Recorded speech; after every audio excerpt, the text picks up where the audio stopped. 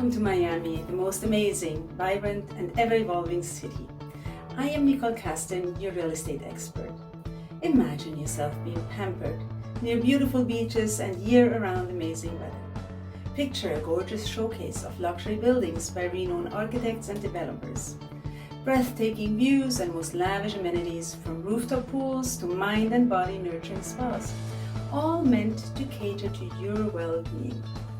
Miami has also become a truly wonderful place for families and to raise children, and it certainly is one of the safest places to invest your money. We are living a new normal, which allows you to work remotely. Why don't you come and discover all these wonderful things that Miami has to offer? No need to wait. Just log into nicolekastenmiamiliving.com and get started. Et oui, on peut se parler en français. Y también podemos hablar en español. Wir können uns auch auf Deutsch unterhalten und sogar auf Schweizerdeutsch. Feel free to pick up the phone anytime and I will be here to assist you every step of the way. See you soon!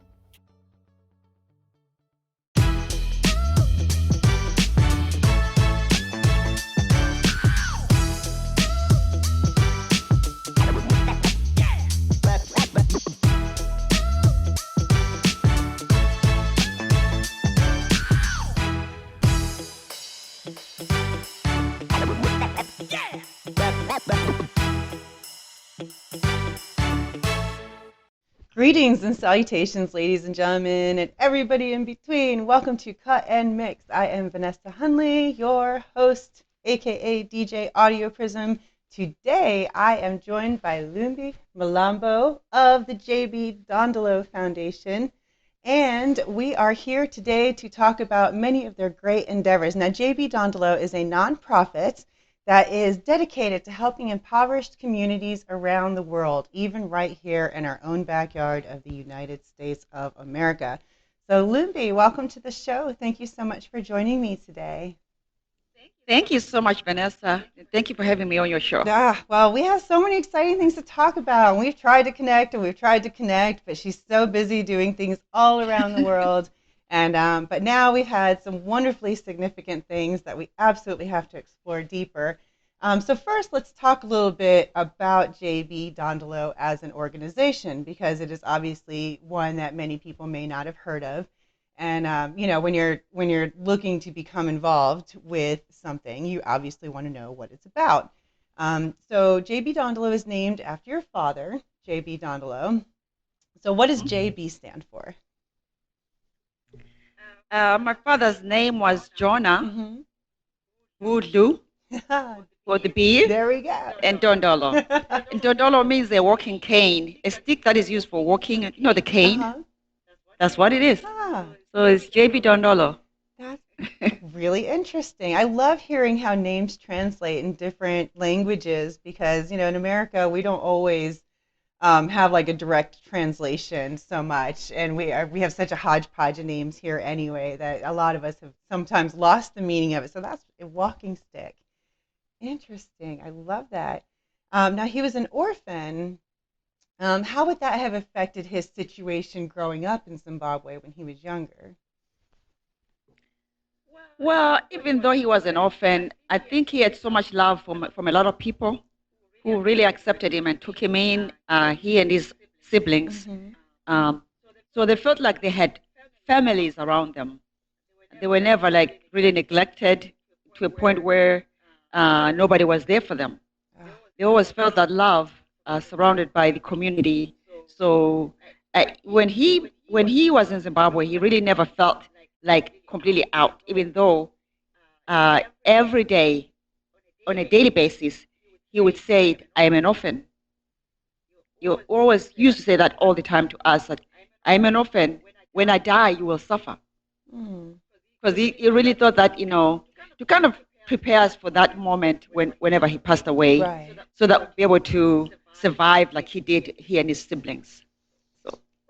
I can see that, you know, wanting to prepare you for that eventual loss. But I think it shows a great measure of his dedication to you, that he wanted you to be aware of that possibility. Okay, I'm going to ask you to say the name of where you grew up. I grew up in Zimbabwe. Mm-hmm. Specifically, well, I kind of moved around when I was in Zimbabwe. I Okay. grew up in Bulawayo, Mm-hmm. one of the main cities, big city. And also I grew up in Kwatemba, a little bit, not too much in Kwatemba, but that's where I was born, Uh-huh. in that area before I migrated to Bulawayo. And then after that, I went to school at Matobo Hills, Matobo Secondary. So Yes. when you look at the map, it looks like there's where several roads converge, and then there's a lot of rural area around these different areas. Um, and so, what's one of your favorite memories of traveling around that area and growing up during that time in Zimbabwe? Actually, growing up, because I spent a lot of time in the rural Mm-hmm. areas, really deep down, like in the Yeah. countryside, where there was absolutely almost nothing. So growing up, I kind of thought, well, it would be nice to be in the inner city, Mm-hmm. big city. I thought people in the big city were like really having fun and having it all. But I can't really say that I was disadvantaged growing up Mm-hmm. because I really enjoyed myself. I really, really enjoyed myself growing up. I felt so much love because of my family and neighbors and everybody in the community had so much support for me and my siblings growing up, and my cousins and my nephews and nieces. So I never really felt like we were like, in the middle of nowhere, even though I knew it deep down in my heart that there was a better place to be, like big city life. Mm-hmm. I mean, I never really regretted growing up there in the countryside. I loved it. Yeah, it definitely gives you a freedom to explore Yes. for sure that you don't always get to have in cities when you're around so many other people. How or when did your father start his humanitarian efforts? Did he start it when you guys were very young, or is it something that developed as you guys got older? He started probably when we were very young, from the time he grew up. When you grow up like that as an orphan, you become a humanitarian because you're in that humanitarian situation yourself. Mm-hmm. You unconsciously become one because especially if you're like surrounded by people who love you so much, Mm. and all they have to do is just give to you. You feel like you just have to give back. So my father probably grew up knowing that maybe that's the right thing to do is to always give to others. Maybe that's how he understood it. I don't know. But he just grew up being that kind of person who was just humanitarian, had a very big heart, and loved people of all kinds.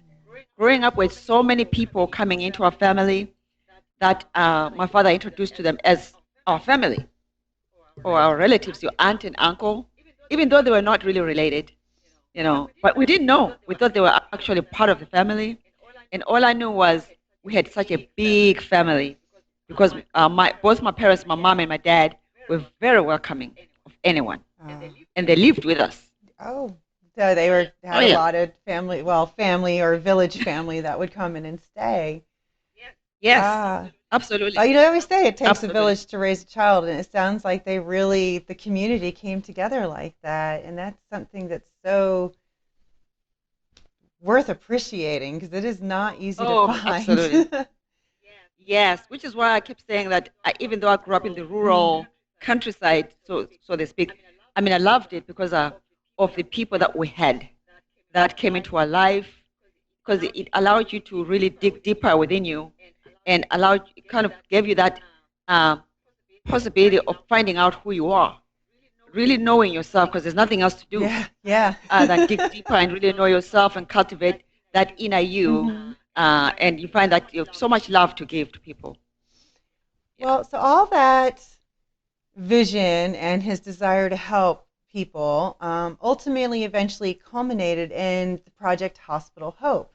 And he had visited a clinic in Igusi and found them lacking in even beds and just the most basic of resources. So he actually sold crops from his land to get the initial electrical work done. What kind of crops did he grow? Just curious. They had vegetables, corn, the corn that they'll grind into like cornmeal, Okay. and he had a grinding mill. People will come and buy, they'll bring their corn to be ground Mm-hmm. into the cornmeal, And we charge just a small fee, and from that, he got some money and just selling crops like the corn itself, corn on the cob, all kinds of vegetables, cabbage, collard greens, tomatoes, onions, pumpkins, all kinds of vegetables you can think of. They grew that. That's all right. So yeah, so you it's a lot of work to get that going. So you grow the vegetables, and then you sell the vegetables, and then process the vegetables. And he got the basic, some basic things to help with the hospital there. Right. And then he also was really passionate about the idea of like finishing the hospital and bringing it more to a more modern state. How has that progressed since he passed away? It's been a huge undertaking, to be honest with you. I underestimated the effort. When I took on the project, I thought, well, he could not have been doing like such a grand scale project, In my mind, I thought it was just something I was just going to do within a week and be done. Because I thought, he said, go finish it up. I was like, okay, let's go finish it up. And little did I know that he wasn't even like 40% done. Oh. I mean, he was pretty much just saying, you know what, just take off from where I left and just run with it. So it was hard. It was really, really hard getting to understand the project and know exactly what people wanted. I learned quickly that it's best to listen to the people Yes. who are actually needing the help rather than me detecting to them what I want them to have. Yeah. Because most often you find that what you feel that people want or need is not really what they need or want. Yes. So I quickly learned to listen and pay attention and execute according to their needs. So their need at the time, when I thought it was the hospital making the clinic a better clinic, it wasn't even close to that. Their need was water. Yes. So, and I got puzzled as to why does water come into this? I was like, here I am, I'm trying to finish up this clinic and give you a better clinic that has beds, medicines, and whatnot, And they're telling me, well, just give us water and leave us alone. I'm like, whoa, there's a disconnect. But little did I know that the key thing really was water. Because without water, there's nothing else you can do there. Yeah.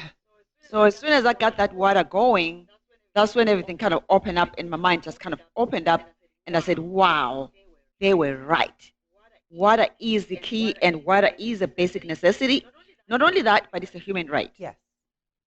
So now that we've done that, we've actually been able to refurbish the clinic, like paint the walls and replace the roof and the windows and the doors and everything. There's still more work to be done. We've even fenced the property, and even it's now gated and has the name on it that says Igusi Clinic. So everything is working perfectly well. People are happy. There's water, but there's still more work to be done, like beds, extending the maternity bed, maternity wing, and also the kitchen and the toilets. There's still more work to be done. And there, especially if you're expanding kitchens and toilets and everything, then you absolutely need to make sure you have water. And Exactly. Water's so crucial. And it's a great thing that you brought up, the importance of water, because water has become a bit of a foundation for your call to action for people. You've used water as, a metaphor, as an idea, or just, basically flat out saying, look, this is a necessity for life, and the things that we reach out for are necessities for life. And that brought you to introduce the Music for Water campaign, which you just wrapped up. And that was one of the things that actually helped to benefit a neighborhood in our own backyard in the U.S., which was the Navajo Nation in Arizona. So let's go from the concept of water and how that morphed into music for water for you. Right. So everything seems to kind of fall in place, with this water thing.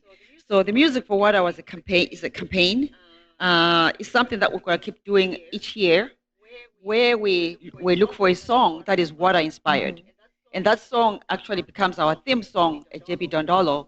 And not only do we do that, but the person that is a winner of that song gets to also have a record distribution deal with Grand Mountain International Record, GMIR, which is an international record label. So this year, we were looking for 5 winners, the top 5 winners. We got those top 5 winners, and I'm so excited that they're going to get that one-time distribution deal with GMIR. And then during the Voices for Water Awards, which was also kind of a way out, not out, but kind of a completion process for the Music for Water, we were able to celebrate those winners and reveal who our number 1 winner was.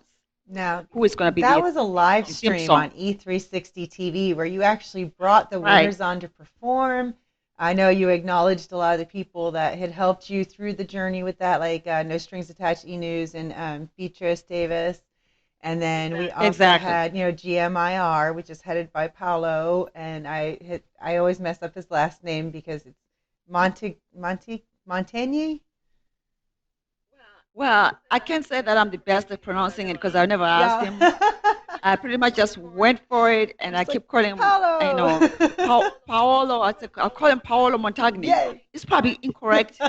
I need to still ask him, is that how you pronounce it? Yes. It's too late, but it's still good to ask him anyway. Yes, exactly. And he himself is a really big personality in the music business. He's been a DJ for, I think about 30 years, something like that, quite some time. He's really... so I know he was extra excited about the music because without music, there wouldn't be DJs. And so we're very happy for the music community to keep bringing us offerings. Right. But I do want to say that I really give all the credit to Beatrice Davis for authoring and for coming up with such a great idea, the Music for Water. Oh, excellent. Because when she mentioned it the first time, I kind of thought, well, you know what? We're not really into music. And so I was like, no, listen out. Please hear me out. I really have a great idea. So I want to say kudos to Beatrice because the idea became a grand idea and we love it. We're going to keep doing it. And all the people that helped on the Music for Water itself, to assist with it, like, Nikia Glover, Rachel Spetanoff, Rhonda, Bowen, and Patricia Ellis. All those people that came into this with our lawyer, our attorney, of course, Derek Figgins, were just amazing, including Janelle Mecca-Holmes. All those guys contributed tremendously to the success of this. And of course, what would we have done without the E360 TV? Aaron Himes is by far, I'm just saying, you know what? Kudos to you. This would not have been possible without him. So all the people that helped, that had a hand into this, of course, I'm forever grateful to the host, Greg Schramm. But I just also want to say that the Music for Water itself was really meant to raise funds for the Navajo Nation for this year, at least. Because they don't have water, like a lot of places that we've been to. Yeah. Believe it or not, it's here in the U.S., but they're pretty much off the grid. They don't get any water, or what is it that there's water, but it's so far away. They have to walk quite a distance, or the place is so dangerous for the elderly people because it's so rocky, and people fall and they break their hips and everything. So it's so difficult. So we decided, you know what, as a temporary relief, especially around this COVID-19 pandemic, that it's better that we give them hand sanitizers with Disinfectant Shield. So I am really grateful to Disinfectant Shield, the company, for providing their products and also for matching those products so we could deliver to the Navajo Nation in Arizona. And of course, with the United Natives, people who helped us get this to them, Mercedes helped us get this rolled out. I'm forever grateful to all of them, and Dr. Michelle Thomas, Tom Michelle. It's actually Dr. Michelle Tom. I'm forever grateful for working with her. They, indigenous populations in the U.S. have been mistreated pretty much since colonization started. But it's just really, when you talk about it and you describe the conditions and you're sitting there going like, that's in America. And like, this is something where they were basically moved off land that they'd been on for, long, hundreds and hundreds of years, and then moved on to this, highly inhabitable land. And it's like you're having to walk to go get water, and, in your neighborhood. And I know that they had to have been very grateful to get that from you, and I'm grateful that you did it for them, because we need more people paying more attention to the things that are going on with our original population. What were some of the themes of the water songs that won that caught your attention and made you feel like they were the right fit as winners for this year? Well, the song had to be inspirational and want you to and make you emotional. That's one thing. So like the top 5 songs, when I listen to them, I become emotional and you just want to get involved and you just wonder, you know. Of course, the lyrics mattered, something to do with water, the population impacted by the water that don't have people that don't have water, that mattered. But I'm not the one that judged. So the judges, I should say, really thank you to them, because all the 5 judges did a great job, judging the contestants that they were given. So at the end of the day, they had a judging scorecard that they followed with all the instructions on what to look for, the composition and all kinds of things that they were looking at, and that's what led them to come up with the top 5. And then with Music for Water, that also is going to be associated with Voices for Water. Can you tell us more about Voices for Water? Yeah, the Voices for Water itself is the awards ceremony. Okay. Where we don't just we don't only acknowledge the top 5 winners, but we also wanna honor and award the very extremely committed water change makers, people who make like a significant difference within JB Dondolo, because without those people, we wouldn't be where we are today.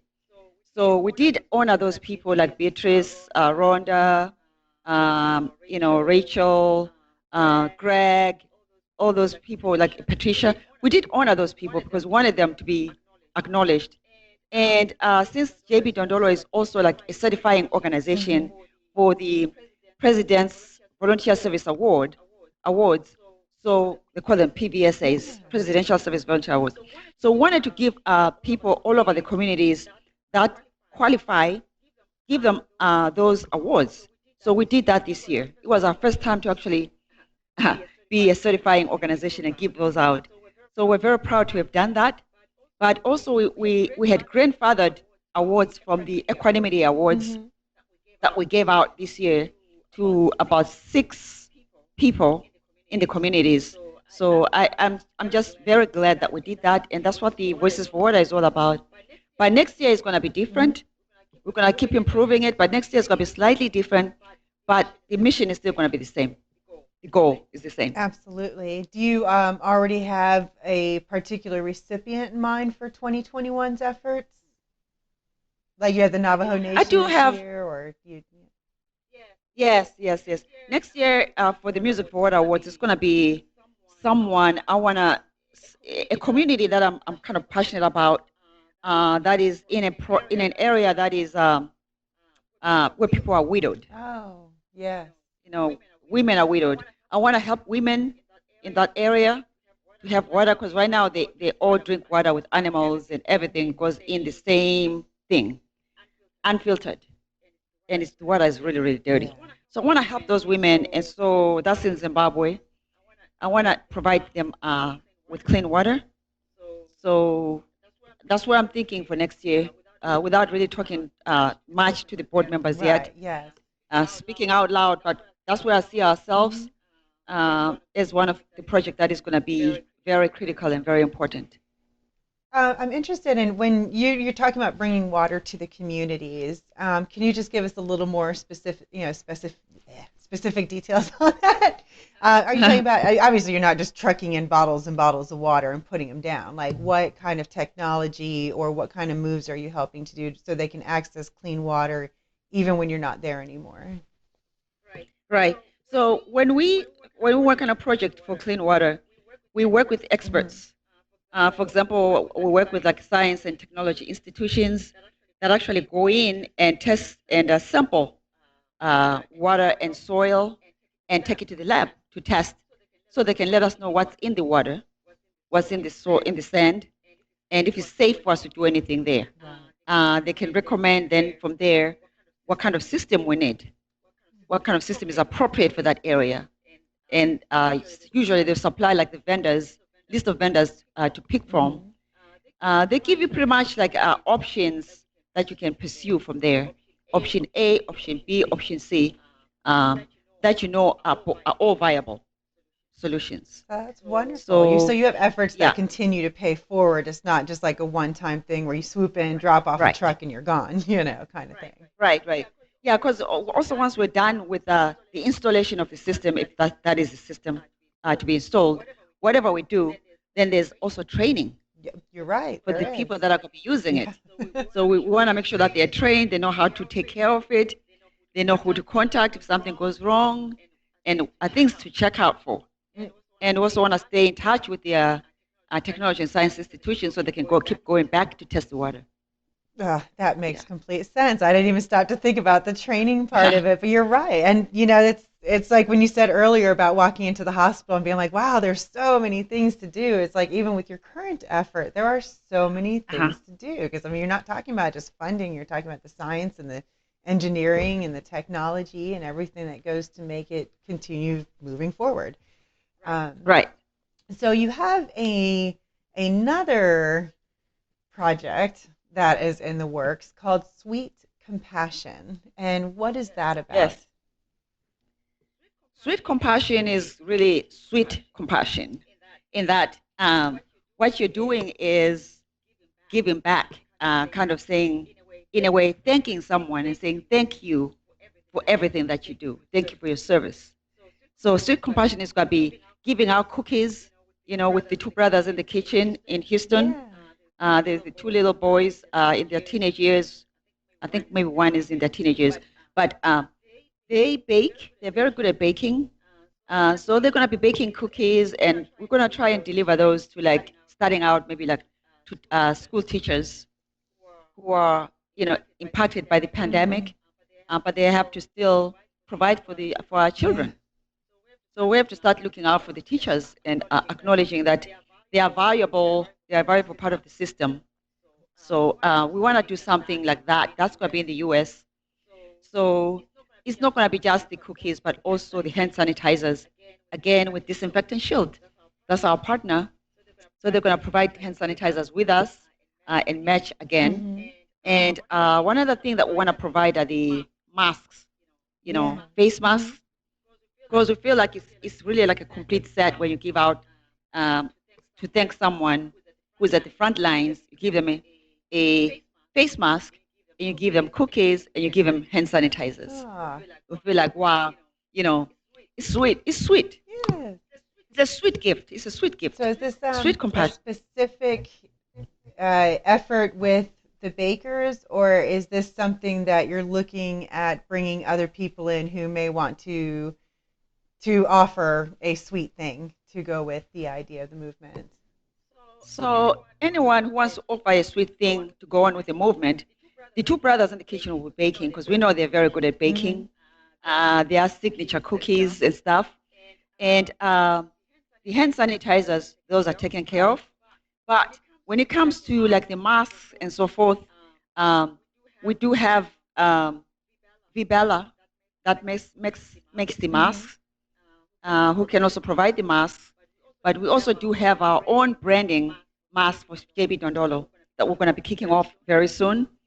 So hopefully, together with Vibella Jewelry, we can combine and give out those masks. But also at the same time, um, people can, support by, providing by donating Yes. on the website. Yes. You say, okay, I want to buy maybe Vibella masks to be delivered with the cookies, by the two brothers in the kitchen. Maybe they want to buy JB Dondolo mask to be delivered. Same thing, So there's so many ways. Even just supporting us, because we're a non-profit. We thrive on donations. Just supporting with the hand sanitizers, because we still need to buy them from Disinfect & Shield, and they are going to match that. If we buy 100 bottles, they're going to match with 100 bottles. So to buy 100 bottles, we need donations to come in and help us do that. Now, so that's how people can help. What's the website? We'll put it on the screen too for everybody. Okay, the website is jbdondolo.org. It's not currently up yet because we haven't kicked off the Sweet Compassion. It's kicking off on the 28th of this month, 28th of November. It's probably going to be jbdondolo.org/Sweet Compassion. Excellent. Okay, so that'll be a great way to look at it. I know we're all kind of taking advantage of this little lull that we still have going on to try to upgrade, or update all of our electronic stuff and our profiles and our websites. And when you're getting ready to roll out a new movement like this, then obviously you have some things you need to finagle and switch around when you're working with the website. And then you're also on Facebook, Instagram, and Twitter, I think. Yes. Yeah. Everything's like JB Dondolo. Yeah, exactly. Everything's at it, which is very nice and consistent because you're not sitting there going, underscore what? Yeah, that's right. Are there other areas that people should be looking for any kind of programming or offerings? Do you have any airwave or TV presence at the moment? Right. We do have a few interviews, but I can't announce it until they're done. I understand. But they'll be able to see that, and but we're out there. They can always find us on social media.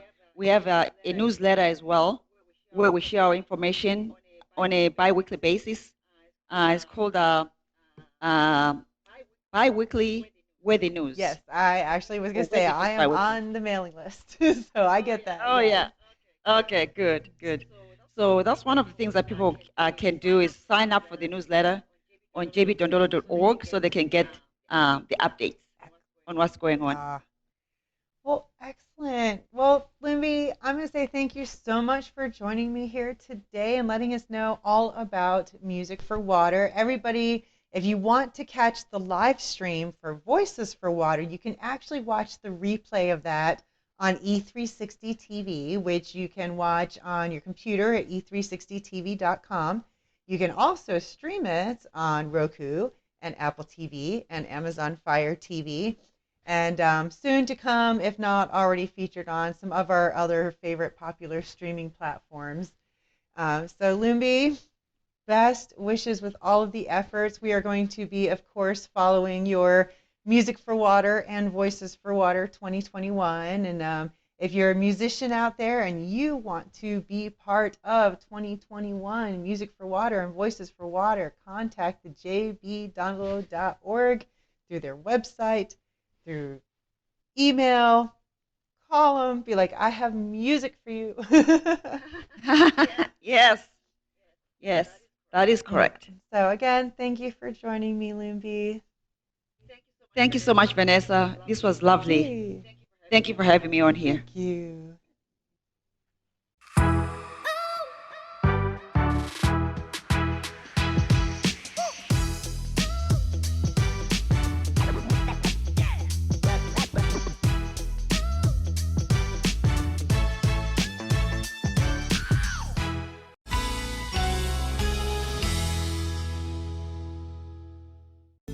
The American Basketball Association is the largest pro league in the world.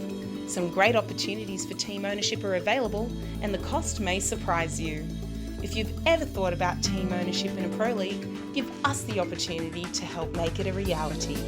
Reach out to us for more info. For USA teams at www.abaliveaction.com. In Australia, go to www.abaleagueaustralia.com.